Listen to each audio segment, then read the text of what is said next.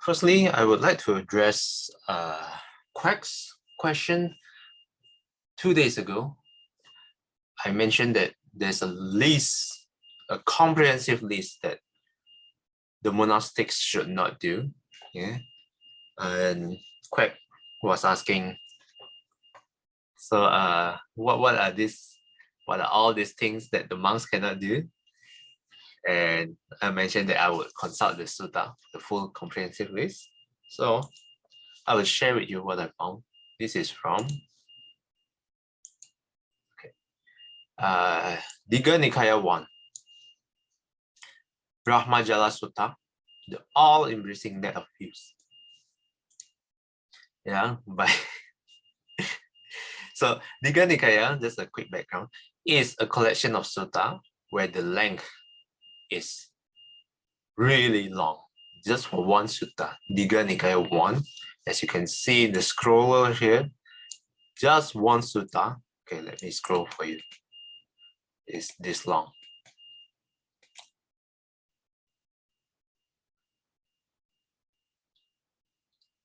Yeah.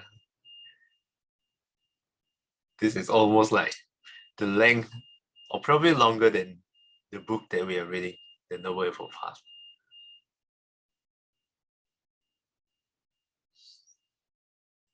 Yeah, it's not finished yet.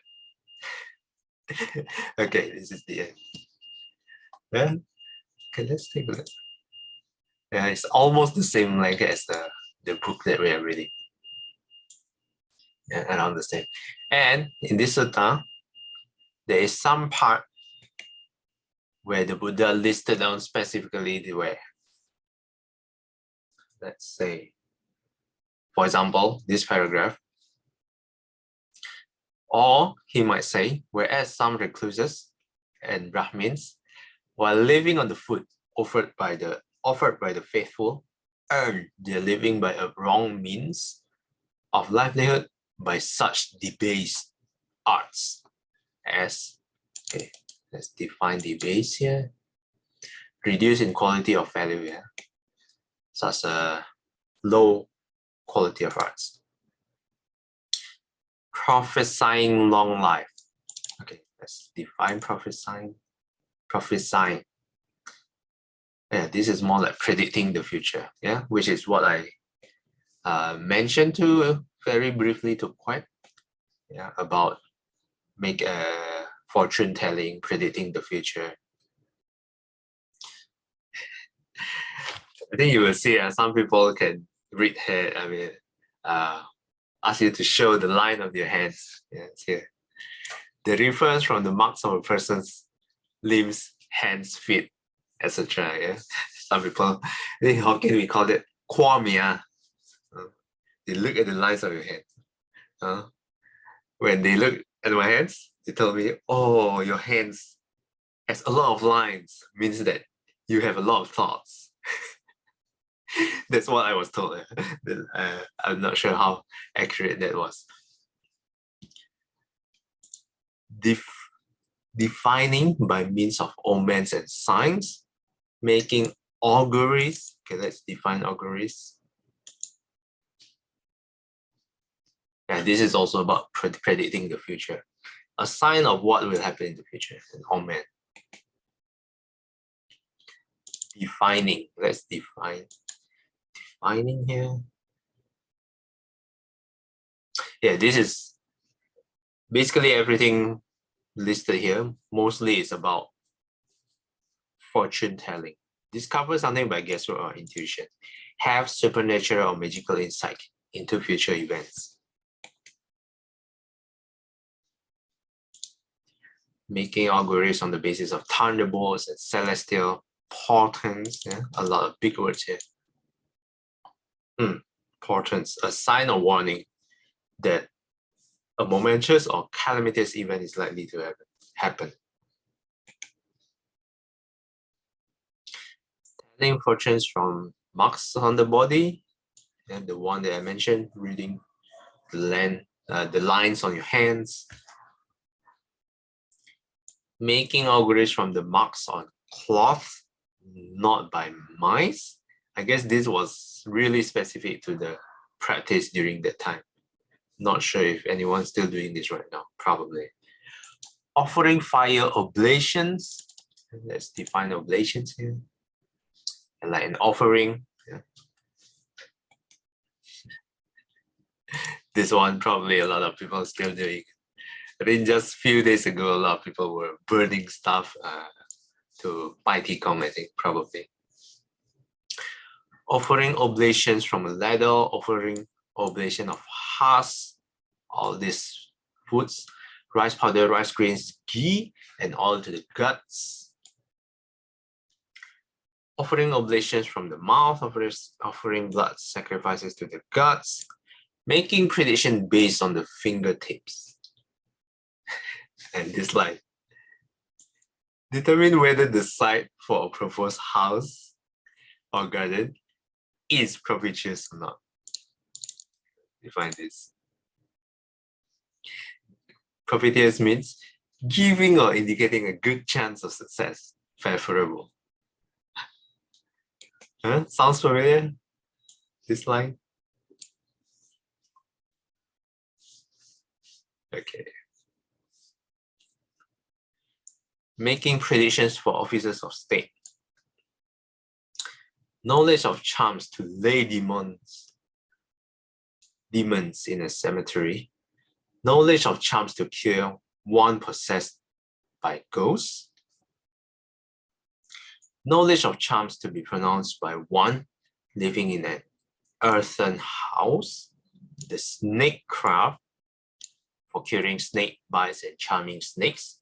The poison craft for neutralizing or making poison. The scorpion craft and rat craft for curing scorpion stings and rat bites respectively. The bird craft and crow craft for understanding the cries of birds and crows. The crows or crows?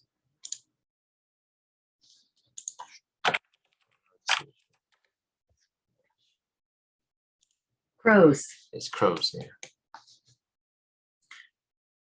Foretelling the number of years that man has to live. The knowledge of charms to give protection from arrows.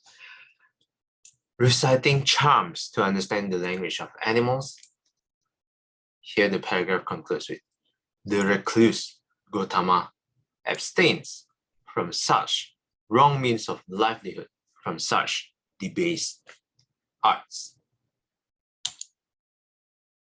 Yeah, this is very comprehensive, and it's not even all the list yet. If you scroll down, there's another, the Buddha list down, many such things. I will not go through everything, but if you really want to know, if you're really curious, yeah, you can go through this. Digha Nikaya 1. So I'll paste the link in the chat.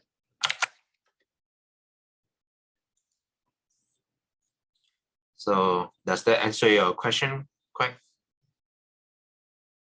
The reading of palm. Last time we believe in reading the palm, but now after Buddhism, I see all these are wrong views. And then just now you were saying about the sutta. What's the sutta from which Nikaya? Oh, this one is from Digha Nikaya. Let me show you.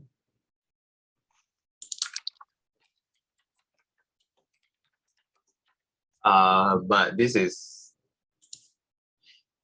yeah, the book, the cover of the book is the green one. Green color. Yeah, green color. Let me quickly show you.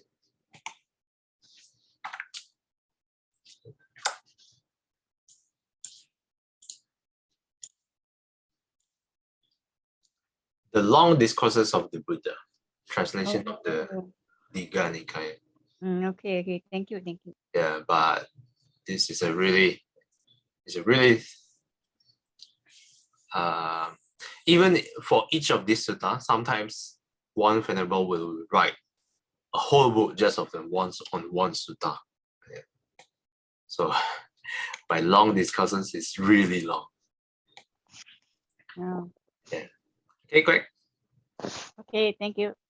Welcome. Okay, I also want to show one thing.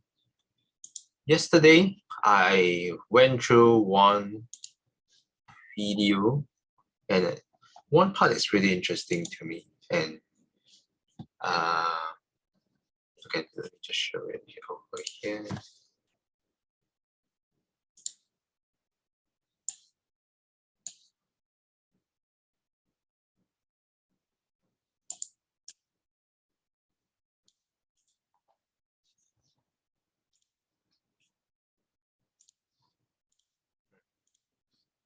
Okay, I was planning to, there is this Noble Effort Path workshop from 2021 by BSWA, Buddhist Society of Western Australia.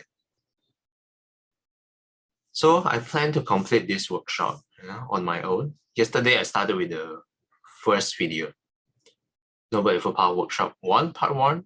So there's this one specific part that I find quite enlightening, quite eye-opener. So let me play it for you.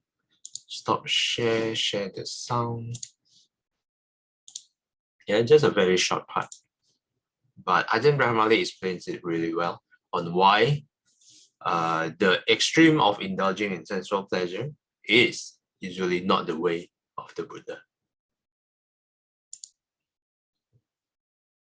And this is actually important to get to understand this.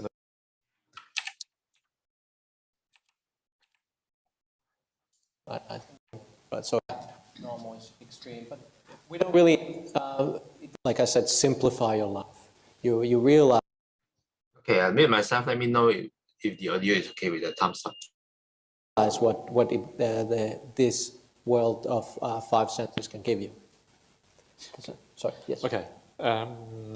Yeah. And this is actually important to get to understand this in the right way, because if you understand this wrongly, then Buddhism sounds like a killjoy. It sounds like it's going to be terrible. And a lot of people come to this point and then they leave the room because, okay, this is, they understand this religion is not for me because I like my worldly pleasures. And it's fair enough, yeah? You cannot just take away all your pleasures and then have nothing in your life. That makes life terrible. So when you see this kind of statement, a lot of people would leave and never come back to Buddhism again for a very good reason, because it looks like life is going to be awful. So it's important to understand this in the right context, in the right way. So, for example, at the very beginning, indulgence in worldly pleasures means things like not breaking your 5 precepts. Yeah? If you indulge too much, you might be tempted to steal, for example. You might be tempted to lie because you have so much craving and so much thing that you're willing to break your moral precepts so you can indulge even more. And that is kind of what we mean here. You restrain a little bit, so at least you can be kind, you can live in a good way, you can live in a positive way. And the other thing is that the point is not to give up the worldly pleasures and have nothing in return. The point is that you build up an alternative pleasure. Yeah, this is kind of the point here. And as you build up the alternative pleasure, the worldly pleasures have less attraction for you. You start automatically giving up those worldly pleasures. You start to feel for yourself that they actually get in the way of the spiritual path. You can see that all the cravings, all the accumulation of things in the world, running after things all the time, making that important actually blocks you from being really kind, really caring, and really living in a really positive way. And that is why you start to withdraw. It's almost like an automatic process. It's not as if you have to force yourself at all. Yeah, this is the beauty of it, because you see this kind of thing moving on almost by itself. And a very important part of that, which we're going to talk about later, is the idea of reflecting on the Buddhist teachings. And as you reflect on the teachings in the right way, because you start to look at the world in a new way, and that shift is part of that, is this movement away from worldly pleasures. Yeah, but it's very kind of natural in a sense. It happens almost by default. You come to a course like this, and at the end of this course, you are less interested in worldly pleasures. Is that right? Do you think so?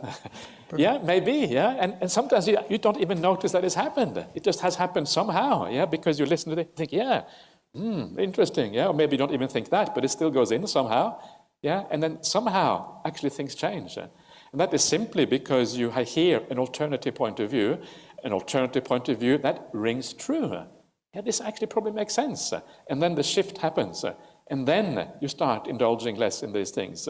You start to become less obsessed by status, less obsessed by having a big bank account or whatever it is, because you understand the hollowness and the emptiness of those things. So it's actually very beautiful. You're not really giving up anything at all. What you're doing is you're moving for something better. That's really what it means.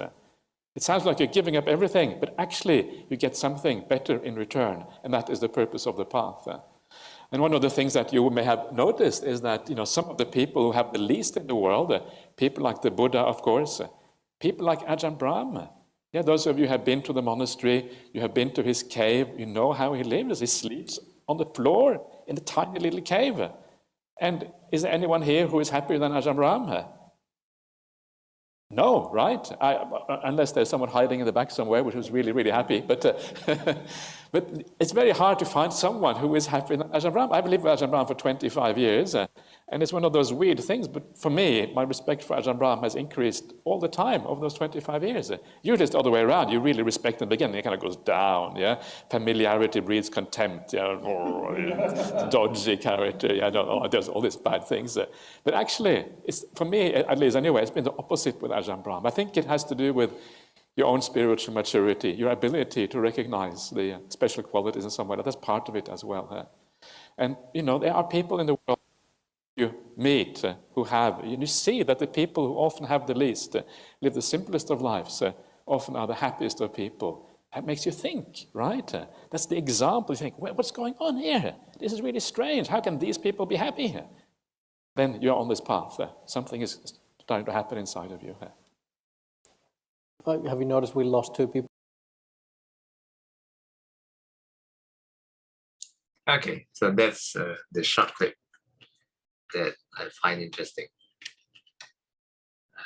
Any questions or comments? Correct. Interesting. Thanks, Greg. Okay, any questions or comments from others? Yeah, for me, it's interesting that we are not simply just give up something, but we're getting something better in return. I think most of us recognize this to a certain degree.